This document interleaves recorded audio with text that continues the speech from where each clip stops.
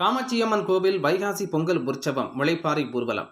ராமநாதபுரம் மாவட்டம் கமுதி ஸ்ரீ காமாட்சி அம்மன் கோவில் வருடாந்திர வைகாசி பொங்கல் உற்சவ திருவிழா கடந்த 14ஆம் தேதி காப்புக்கட்டு கொடியேற்றத்துடன் தொடங்கியது. நாள்தோறும் காமாட்சி அம்மனுக்கு சிறப்பு அபிஷேகம், அலங்காரம், தீபாராதனை நடைபெற்று வருகிறது. திருவிழாவின் கடைசி நாள் நிகழ்ச்சியாக முளைப்பாரி ஊர்வலம் செண்டை மேளதாள நடனத்துடன் பெண்கள் முறைப்பாளிகளை எடுத்துச் சென்று குண்டாற்றில் கரைத்து வழிபாடு செய்தனர்.